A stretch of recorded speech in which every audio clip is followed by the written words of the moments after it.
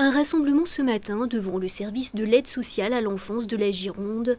Une vingtaine de représentants du collectif pour mineurs isolés étrangers entendaient ainsi dénoncer la situation de 8 jeunes reconnus mineurs après un recours par le juge des enfants avec une ordonnance de placement provisoire non exécutée. Depuis le 4 février dernier, les associations ont sollicité quotidiennement le service départemental afin que ces enfants soient hébergés comme l'exige la loi. En vain, une délégation a finalement été reçue à l'issue de la manifestation par la directrice adjointe de la protection de l'enfance et de la famille. Elle leur a annoncé une bonne nouvelle, des places d'hébergement d'urgence et transitoires en attendant des solutions plus pérennes ont été trouvées pour ces jeunes. La qualité de l'air s'est améliorée dans la région et notamment en Gironde l'an dernier.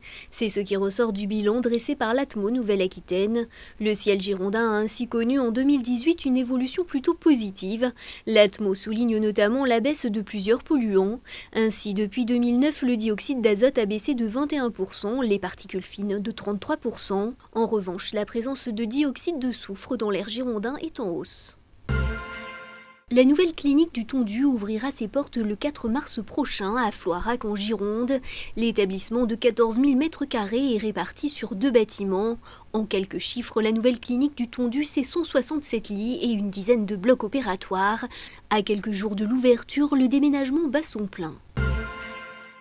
La rue Samonzet à Pau a pu rouvrir à la circulation. L'immeuble endommagé a été renforcé par un système de tréteaux temporaire. Les habitants du bâtiment évacué n'ont pas pu regagner leur domicile. Les fissures sur le bâtiment étaient déjà présentes avant les travaux, mais les vibrations du chantier les auraient accentuées. Seuls les experts pourront se prononcer sur le lien entre les deux. Le chantier, pour l'heure interrompu, reprendra, mais avec un phasage des travaux légèrement modifié. De nouvelles études seront menées sur les vibrations causées par le forage des pieux. 1 300 000, c'est le nombre de visiteurs qui se sont rendus l'an dernier à la dune du Pilat. Des visiteurs venus principalement en voiture, mais le chemin d'accès à la dune accueille de plus en plus de vélos. Un bilan en légère baisse malgré tout par rapport à 2017.